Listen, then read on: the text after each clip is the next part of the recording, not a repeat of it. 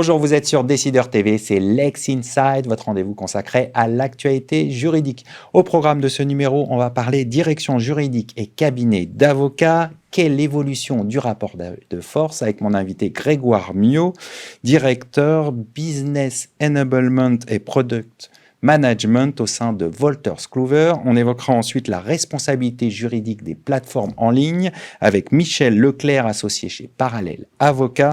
Et enfin, Charlotte Butruil-Cardiou, associée chez CBBC Avocat, nous parlera du règlement amiable des litiges devant le tribunal judiciaire.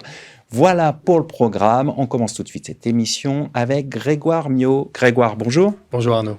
Alors, comment évoluent les rapports de force entre direction juridique et cabinet d'avocats ? C'est un sujet intéressant parce que ça a beaucoup évolué au cours des dernières années. C'est un petit peu une chaîne alimentaire du droit. Et avec des rapports de force qui ont beaucoup bougé, les lignes ont beaucoup bougé. Le contexte économique a fortement contribué évidemment à le faire bouger. Aujourd'hui, ce qu'on voit, c'est que 90% des directions juridiques ont prévu de réduire leur coût d'externalisation dans les 3 prochaines années. C'est beaucoup de pression. C'est un contexte où les directions juridiques font toujours plus avec moins. Et donc, on essaie d'avoir une stratégie qui soit plus adaptée à un contexte très évolutif. Et surtout, s'amener et aller plus progressivement vers de la prévisibilité du coût pour ces directions juridiques. C'est ça qui est très important pour elles. Donc, vraiment, avec 92%, et c'est ce qui sort de l'étude aussi qu'on a menée, des organisations qui ont prévu de repenser leur fonction juridique. Comment est-ce qu'elles fonctionnent en interne, tant d'un point de vue opérationnel que d'un point de vue structurel. C'est ça c'est ce à quoi on assiste en ce moment. Alors, vous avez évoqué les stratégies. Quelles sont les stratégies qui sont mises en place pour internaliser certaines pratiques juridiques ?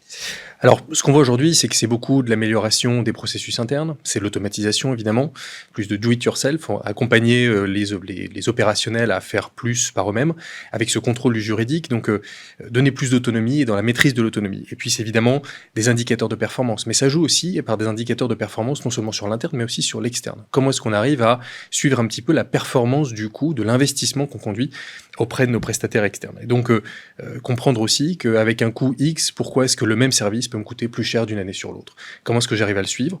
Comment est-ce que j'arrive aussi à sélectionner mes prestataires ? C'est aussi vraiment un facteur qui a beaucoup évolué ces dernières années. C'est un processus de sélection qui est beaucoup plus précis, minutieux, avec des critères qui sont aussi évolutifs sur non seulement la composition des équipes, les méthodes de travail, mais l'outillage des professionnels du droit dans les cabinets d'avocats. Les directions juridiques demandent beaucoup plus de transparence, de clarté sur comment est-ce que ces gens travaillent, avec quel type d'outils. En ce qui concerne l'externalisation, concrètement, quelles sont les stratégies qui sont mises en place ? Concrètement, ça veut dire que dans ce basculement, ce qu'on voit, c'est que les directions juridiques reprennent finalement le temps de se poser la question de savoir si elles ont envie d'externaliser. Elles ont envie de comprendre concrètement si effectivement c'est quelque chose qu'elles ont envie, une expertise interne qu'elles veulent maîtriser, ou si c'est quelque chose qu'elles veulent maintenir un petit peu comme exceptionnel en dehors de leur organisation. Ça veut dire que, en gros, toute la fonction juridique qui fonctionne un petit peu en sapeur-pompier aujourd'hui dans les organisations veut passer sur ce modèle préventif. Et donc ça s'applique aussi, ça se répercute sur la relation avec le cabinet d'avocat. Comment est-ce qu'on est plus dans l'anticipation finalement, dans la relation du juridique ? En définitive, pour conclure, qu'est-ce que ça nous dit, ces tendances de l'évolution du rapport de force entre cabinet d'avocats et direction juridique ? Ce que ça nous indique, c'est qu'il y a une évolution très rapide finalement des métiers du droit, la pratique du métier du droit en entreprise, en cabinet d'avocat aussi, parce qu'effectivement ce changement va devoir se faire un petit peu conjointement. C'est très lié évidemment à toute l'émergence des nouveaux métiers du droit qu'on voit en entreprise. Les legal operations en sont un magnifique exemple, et que beaucoup de monsieur Jourdain qui se sont découverts finalement legal ops ou finalement avec ces métiers un petit peu annexes qui travaillent sur la performance du juridique en entreprise. On voit aujourd'hui les prompt engineers qui sont en train d'arriver dans les fonctions juridiques, dans les cabinets d'avocats. Je suis très confiant que ça évolue vraiment dans le bon sens. Bon, on voit plein de changements en perspective. Merci Grégoire d'être venu sur notre plateau. Merci pour l'invitation Arnaud.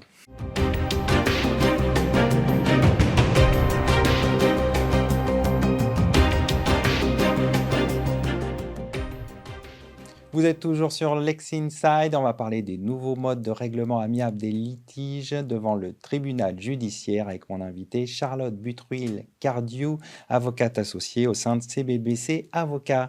Charlotte, bonjour. Bonjour Arnaud. Alors, un décret du 29 juillet dernier introduit dans le Code de procédure civile 2 nouveaux modes de règlement amiable des litiges, l'audience de règlement amiable et la césure du procès. Pourquoi les pouvoirs publics souhaitent développer le règlement amiable des litiges devant le tribunal judiciaire ? Alors, en effet, ce décret qui va rentrer en vigueur au 1er novembre, donc tout de suite, rapidement, introduit ces deux nouveaux modes d'inspiration étrangère. Les pouvoirs publics répondent tout d'abord, je pense, à une demande et un besoin pratique. On parle d'une justice à bout de souffle, des magistrats surchargés, et donc ils cherchent évidemment à désengorger.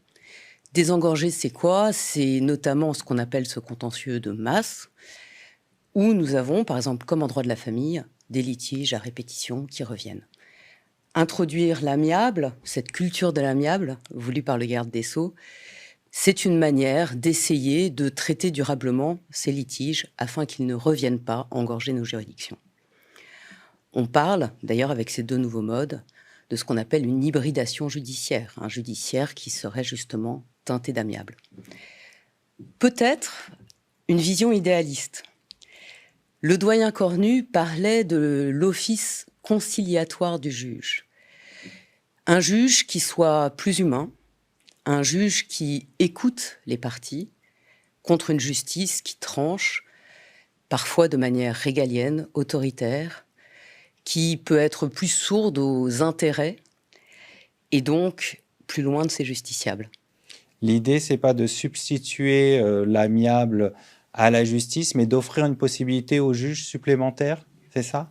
Alors, l'idée à ce stade, dans cette culture de l'amiable qui s'ébauche, qui a été annoncée par le garde des Sceaux en janvier, il en est très féru, c'est probablement d'essayer de saupoudrer de l'amiable dans le système judiciaire. C'est pour ça qu'on parle d'une hybridation du système judiciaire. L'idée ne me semble pas à ce stade, mais je ne suis pas dans les sphères du pouvoir, de modifier fondamentalement l'office du juge, même si bien sûr le syndicat de la magistrature s'inquiète de ce mouvement, rappelant que l'office du juge et l'accès à une juridiction et à un tribunal est un droit fondamental reconnu par la Déclaration universelle des droits de l'homme de 1789. Alors, évoquons, si vous le voulez bien, un des modes de règlement amiable des litiges, donc l'audience de règlement amiable. De quoi s'agit-il? Alors, l'audience de règlement amiable, qu'on appelle maintenant l'ARA, d'inspiration donc canadienne, les Canadiens pratiquent ça depuis de nombreuses années, un peu différemment d'ailleurs, c'est l'idée que dans une procédure écrite ordinaire, le juge de la mise en état ou le juge, on va dire, du provisoire, le juge de référé, puisse renvoyer les parties d'office ou à la demande de l'une d'elles devant un juge différent, donc qui ne siégera pas dans la formation de jugement, afin que ce juge tente de les concilier. Cette conciliation par ce juge donc différent serait confidentielle. Si des avocats sont constitués, notamment dans une procédure écrite, ils seront présents. Le juge peut, mais n'est pas obligé, prendre connaissance des écrits et des pièces et va tenter, soit en voyant les parties ensemble, soit même séparément, il est parfaitement libre, de les concilier pour voir si un règlement total ou partiel de leurs différends est possible. Ça se fait dans quel délai? Alors, les délais ne sont pas encore déterminés. On sait juste que le juge de la mise en état ou le juge des référés peut, c'est une mesure d'administration judiciaire qui va donc suspendre la prescription et interrompre les délais, renvoyer à ce juge de l'ARA. Mais il n'y a pas, à l'heure actuelle, d'encadrement du délai qui serait donné à ce juge-là, j'imagine pour lui laisser une flexibilité. Ce qui, au demeurant, inquiète également le syndicat de la magistrature qui se demande si, sous prétexte de désengorger, on ne va pas en réalité augmenter les délais dans une justice qui souvent a du mal à tenir ces délais en raison de l'engagement, et si cette mesure ne va pas être utilisée de manière dilatoire par l'une des parties. Ça, on le verra seulement par la pratique. On le verra par la pratique, pratique qui risque d'être confrontée à un manque de moyens, puisqu'il avait été évoqué à une époque que ces magistrats soient des magistrats retraités, un petit peu comme ce qu'on avait pu voir dans d'autres instances. Je sais que l'ENM avait envisagé un programme de formation, mais tout cela prend du temps dans une justice déjà qui souffre cruellement de magistrats. Mais l'inspiration, en tout cas, peut en être bonne. C'est aussi une manière de déprivatiser les modes amiables qui, pendant longtemps, ont été l'apanage des avocats, des notaires, mais dont la justice en dépit des efforts du doyen Cornu, précisément il y a de nombreuses années, dès les années 70, ne s'était pas beaucoup inspiré, ou en tout cas, il n'y avait pas eu un succès très important de ce nouveau rôle, cet office du juge conciliateur. Alors, l'autre nouveau mode de règlement amiable des litiges devant le tribunal judiciaire, c'est la césure du procès. Cette fois, je crois que c'est d'origine néerlandaise. Alors, de quoi s'agit-il ? Alors, certains disent allemand, d'autres néerlandais, bref, c'est étranger. De quoi s'agit-il ?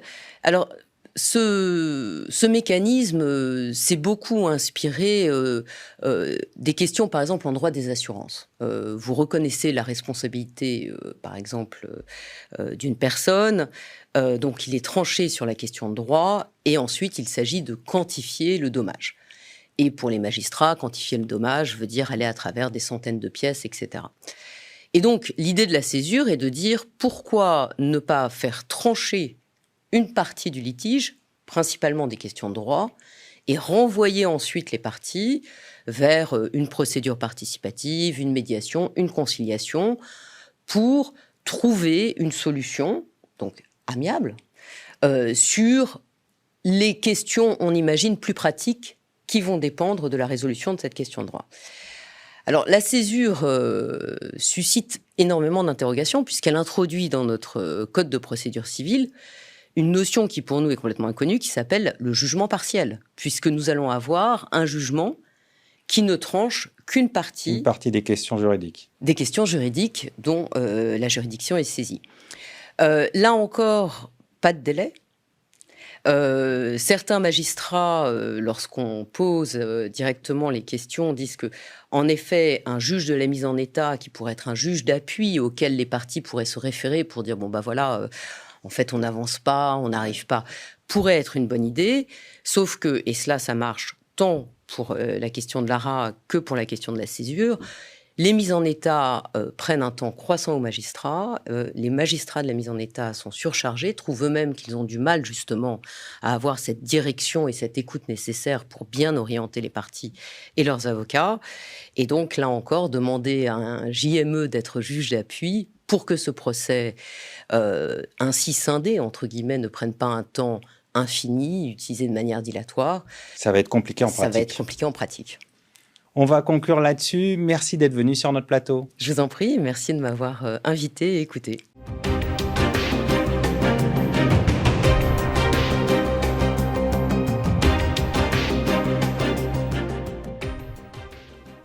Vous êtes toujours sur Décideur TV, on poursuit ce Lex Inside et on va parler de la responsabilité juridique des plateformes de commerce en ligne avec mon invité Michel Leclerc, avocat associé au sein du cabinet Parallèle Avocat. Michel, bonjour. Bonjour Arnaud. Alors sur quel fondement la responsabilité juridique des plateformes de commerce en ligne peut-elle être mise en jeu ? Alors ces fondements sont aujourd'hui nombreux parce que la plateforme est passée du statut d'une entité qui n'était pas réglementée en droit français ou en droit européen à aujourd'hui un des acteurs les plus réglementés de l'espace numérique, un peu à la manière des banques dans l'espace financier. Et donc on a aujourd'hui des règles de responsabilité civile qui sont issues en France jusqu'à très récemment de la loi pour la confiance dans l'économie numérique. On a des règles qui sont aussi très variées parce qu'elles dépendent de la taille de la plateforme, elles dépendent aussi de la manière dont la plateforme fonctionne. Et on le voit par exemple avec des règles sectorielles qui dépendent du secteur dans lequel la plateforme opère. Par exemple, lorsqu'une plateforme fait du transport de personnes, vous avez des règles issues du Code des transports qui régissent sa responsabilité et qui parfois l'appliquent encore de manière différenciée lorsqu'il s'agit de transport de marchandises. De la même manière, lorsque la plateforme facilite le travail de travailleurs indépendants, elle a une responsabilité sociale en droit français, qui est un régime qui a été mis en œuvre il y a quelques années. Et c'est ça la caractéristique principale du régime des plateformes, c'est que ce régime de responsabilité est divers et il dépend grandement de la taille du secteur et du mode opératoire de la plateforme. Le dernier exemple en date, c'est le Digital Services Act, ce règlement européen qui applique des règles différenciées selon le mode de fonctionnement de la plateforme, mais aussi selon sa taille et selon le risque systémique qu'elle peut faire peser sur le secteur du commerce en ligne, mais également sur la liberté d'expression, avec ces notions de très grandes plateformes qui ont des obligations de transparence et de communication avec les autorités qui sont renforcées, mais aussi cette notion de contrôleurs d'accès, les gatekeepers au sens du Digital Markets Act, qui viennent renforcer leur régime. Donc c'est un régime divers, complexe et en pleine mutation. Donc vous dites un régime divers, complexe, en pleine mutation, mais est-ce qu'on peut distinguer des spécificités au sein de ce régime ? Ce qui est très intéressant, c'est que la plateforme n'existait pas en tant qu'objet de droit jusqu'en 2016 en France, et la France a joué un rôle précurseur avec la loi pour une république numérique qui a défini la plateforme en droit français et qui a permis de fixer un certain nombre de règles, de responsabilités pour ces plateformes, notamment en droit de la consommation. Et ce régime-là a beaucoup tâtonné, le régime de responsabilité appliqué aux plateformes, parce que les outils qu'avaient le législateur et le juge depuis 2004 et la loi pour la confiance dans l'économie numérique étaient fondés sur une distinction qui était celle entre l'hébergeur et l'éditeur, qu'il a fallu, par la casuistique, par la jurisprudence, adapter au fonctionnement des plateformes. Et l'existence aujourd'hui d'un régime français d'obligations applicables aux plateformes, ainsi que d'une définition européenne des plateformes, va sans doute encore faire évoluer cette jurisprudence et peut-être même la refonder autour de nouveaux principes, parce qu'aujourd'hui, les lignes qui distinguaient l'engagement de la responsabilité civile pour le contenu diffusé sur une plateforme qui était issue des règles de 2004 en droit français, eh bien, elles sont redéfinies à l'échelle européenne. Elles vont l'être encore avec le projet de loi relatif à la sécurité et à la régulation de l'espace numérique, qui est actuellement en cours de discussion au Parlement français. Et donc, on est encore à l'aube, je pense, d'un grand mouvement d'adaptation du juge français dans toute sa diversité dans la position d'un régime de responsabilité pour les plateformes. Alors justement, vous évoquez le rôle du juge dans justement la construction de ce droit de la responsabilité des plateformes. Est-ce qu'on peut dessiner des tendances principales, un mouvement? Vous avez parlé de mouvement vous-même. Quel est ce mouvement? Le mouvement premier, ça a été celui d'un tâtonnement qui est logique, puisqu'on n'avait pas de définition juridique de la plateforme.